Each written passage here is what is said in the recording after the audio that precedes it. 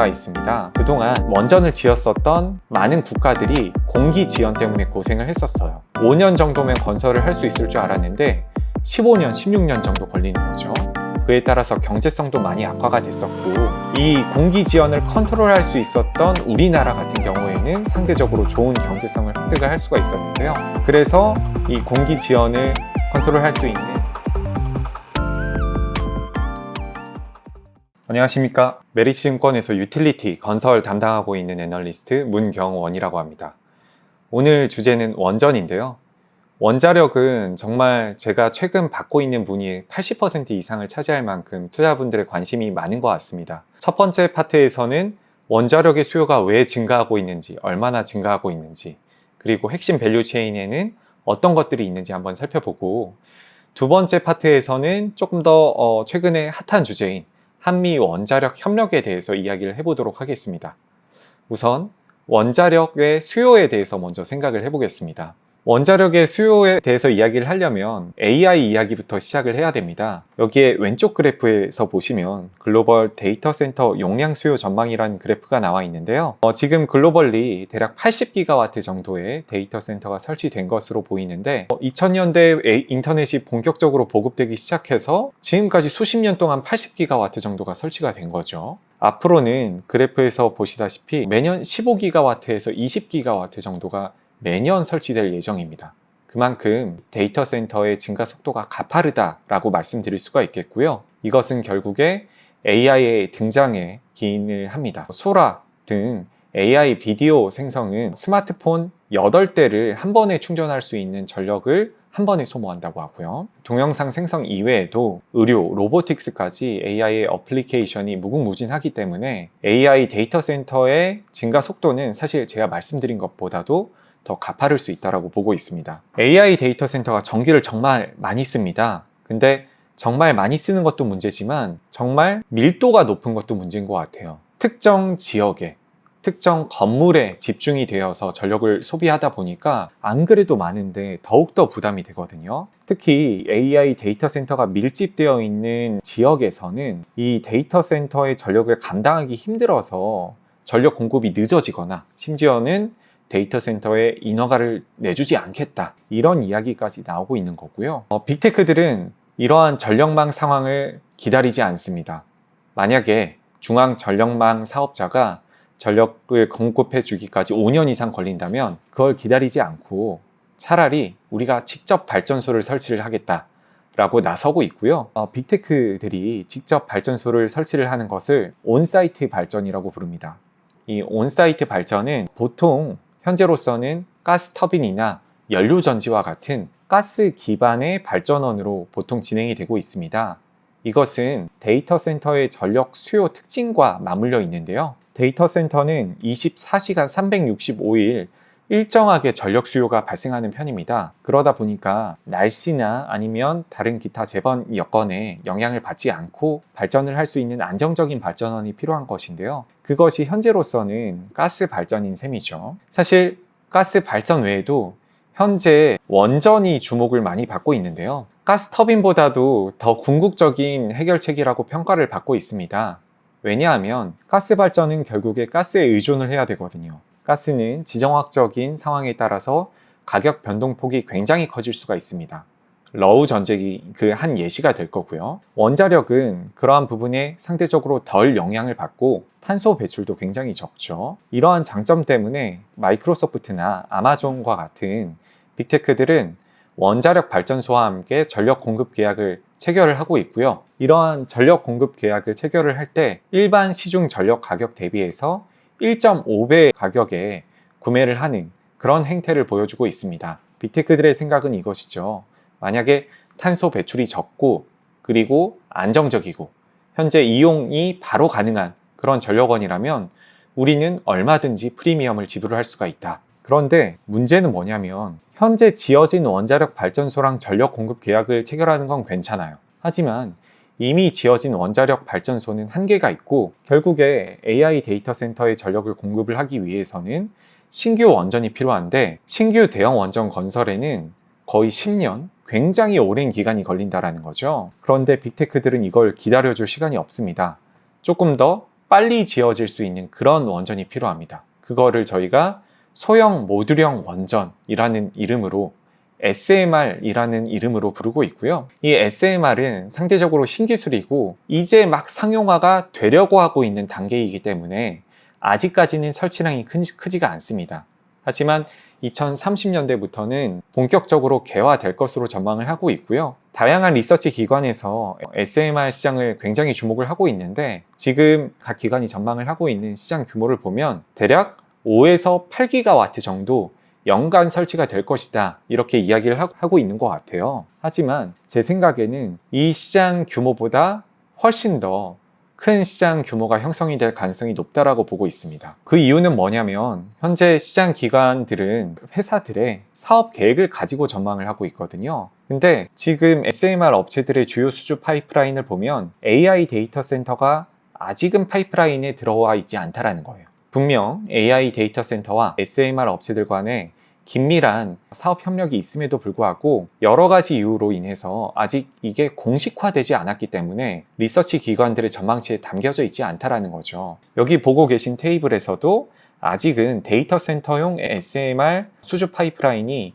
전체 파이프라인 비중 중에 차지하는 비중이 크지가 않다라는 점을 확인하실 수가 있을 거고요. 여기에 AI 데이터 센터가 덧붙여지는 순간 예상 시장 규모는 훨씬 더 커지는 거죠. 저는 시장 규모가 연간 20기가와트에 해당할 것으로 예상을 하고 있습니다. 아직은 시장이 개화가 되지 않았기 때문에 러프한 추정치지만 제 근거는 바로 AI 칩 생산량입니다. 결국에 AI 전력 수요가 칩에서 발생을 하고 AI 칩을 생산을 하는 TSMC의 웨이퍼 생산량에 기반을 해서 AI 전력 수요를 간접적으로 추정할 수 있을 것이다. AI 데이터 센터의 평균 용량은 연간 20기가와트 이상 매년 추가적으로 얹어질 수 있을 것이다 라는 결론을 얻었고요. 이거를 대응해야 하는 발전소들은 연간 30기가, 40기가와트씩 지어져야 된다. 이 중에서 SMR은 10기가와트 이상을 담당을 하게 될 것이다. 이런 결론을 내리고 있습니다. SMR이 데이터 센터에만 쓰이는 것이 아니라 석탄 발전소 대체 등 다양한 어플리케이션에 쓰이고 있기 때문에 시장 규모는 20기가와트에 달할 것으로 보고 있고요. 사실 제가 SMR 중심으로 지금까지 설명드리고 있긴 했는데 이외에 대형 원전 시장도 굉장한 성장세를 보여주고 있습니다. 그를 위해서는 대형 원전의 역사를 한번 봐야 될 것 같은데요. 여기 그래프를 주목을 해주시면 60년대, 70년대에는 세계 원전 착공 개수가 30개에서 40개 정도 됐었습니다. 이때 무슨 일이 있었냐면 오일 쇼크가 있었고요. 기름에 대한 의존도를 낮추기 위해서 신규 에너지원인 원자력을 프랑스, 미국 등 선진국이 적극적으로 도입을 했었고 그 이후에 70년대 후반, 80년대를 거치면서 이 스리마일 섬 사고라든지 아니면 체르노빌 사고 같은 것들이 터지면서 설치량이 급감을 해서 현재도 글로벌 시장 착공 규모는 6건에서 7건 수준에 머무르고 있는 상황입니다. 하지만 원자력 발전소의 수명이 보통 60년에서 한 8, 90년 정도 되거든요. 그렇다 보니까 6, 70년대에 착공했었던 것들이 30년대가 되면 폐쇄가 되기 시작합니다. 이것들을 메꿔야겠죠. 지금 원자력 발전소에 대한 의존도를 낮추기에는 에너지 안보가 너무 중요해지고 있고요. 그리고 전력 수요 증가에도 대응을 해야 됩니다. 다시 이 원전 교체 수요에 대한 대응도 해야 되고 AI 데이터 센터뿐만 아니라 전기차 등 다양한 어플리케이션에서 증가하고 있는 전력 수요에 대응하기 위해서 다시 글로벌 시장은 대형 원전을 연간 30기, 40기 지어야 되는 상황에 직면을 할 수가 있을 것 같습니다. SMR 시장 그리고 대형 원전 시장의 부활에 힘입어서 원전 시장은 다시 찾아보기 힘든 호황을 맞이할 것으로 예상을 하고 있는데 근데 문제는 뭐냐면 이걸 누가 지어줄 수 있을 것이냐 하는 점입니다. 글로벌 원전 수출 경험이 있는 국가가 많지가 않아요. 여기 오른쪽 테이블에 나와 있는 러시아, 프랑스, 미국, 한국, 중국 5개 국가에 불과한데요. 이 중 외교적인 관계에 의해서 러시아, 중국이 수출을 하는 우방 국가들이 있을 거고요. 그리고 프랑스, 미국, 그리고 한국이 영업을 하는 그런 이제 진영이 있을 겁니다. 그 중에서 한국은 경제적으로 가장 우수한 능력을 가지고 있는데요. 공기를 잘 지켜서 예상된 원가에 맞추어서 공사를 하는 온 타임, 온 버짓에 탁월한 능력을 발휘를 하고 있고요. 이 한국의 원전 수출 사업을 주도하는 것이 바로 한국수력원자력과 한국전력입니다. 국가와 국가 간의 사업이기 때문에 사실 각국의 장관이나 대통령까지 나와서 영업을 하는 그런 사업이고요. 이 영업이 완료가 되면 한국수력원자력이나 한국전력과 같은 국영 기업이 가서 계약을 체결을 하고 기자재 업체라든지 그리고 주기기 업체, 보조기기 업체, 시공업체, 유지보수 업체들에게 각각 발주를 나눠주는 그런 형태가 되는 거죠.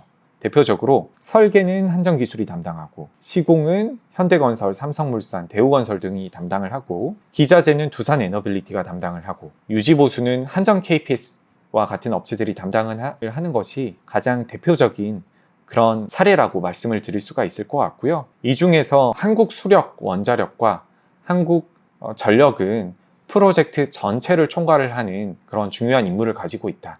이런 점도 같이 말씀을 드리겠습니다. 한국 밸류체인 내에서도 크게 두 가지 부분에 좀 더 주목을 해야 될 것 같습니다. 첫 번째로는 대형 단조 부품 및 주기기 밸류체인입니다. 여기에서 가장 대표적인 회사는 두산에너빌리티가 있고요. 대형 단조 및 주기기를 주목을 해야 되는 이유는 원전 밸류체인 중에서도 공급이 제한적이기 때문입니다. 이걸 할 수 있는 회사가 글로벌리 대략 6개 정도밖에 없고요. 이 중에서도 두산에너빌리티는 세계적으로 가장 큰 프레스를 가지고 있고 가공 기술력도 뛰어나기 때문에 다른 기업들 대비해서 더 넓은 고객사 풀을 가지고 있습니다. 최근에 SMR에서 두각을 나타내고 있는 뉴스케이, 웨스팅하우스, 롤스로이스, 엑스에너지, 테라파워 등 다양한 설계 회사들과 이미 파트너십을 맺고 공급을 준비하고 있는 단계고요. SMR 시장이 개화가 되면 될수록 이쪽에서의 수주가 늘어날 수 있을 것 같습니다. 두 번째 밸류체인은 건설사인데요. 건설사가 중요한 이유는 원전의 경제성과 맞닿아 있습니다. 그동안 원전을 지었었던 많은 국가들이 공기 지연 때문에 고생을 했었어요. 5년 정도면 건설을 할 수 있을 줄 알았는데 15년, 16년 정도 걸리는 거죠. 그에 따라서 경제성도 많이 악화가 됐었고 이 공기 지연을 컨트롤할 수 있었던 우리나라 같은 경우에는 상대적으로 좋은 경제성을 획득을 할 수가 있었는데요. 그래서 이 공기 지연을 컨트롤할 수 있는 시공사가 많이 주목을 받고 있고 우리나라에서는 현대건설, 삼성물산, 한수원, 그리고 DLENC, 대우건설 이런 업체들이 이러한 밸류체인에 포함이 되어 있습니다. 특히나 현대건설 같은 경우에는 최근에 웨스팅하우스와 협력을 맺고 유럽 원전 사업에 적극적으로 진출하고 있기 때문에 귀추가 주목이 되는 종목이라고 볼 수가 있겠습니다. 네, 지금까지 원자력 발전소에 대한 수요가 급증하고 있는 배경과 향후 전망 그리고 관련 밸류체인에 대해서 알아봤는데요. 2부에서는 이 지금 산업에서도 가장 주목받고 있는 한미 원자력 협력에 대해서 알아보도록 하겠습니다.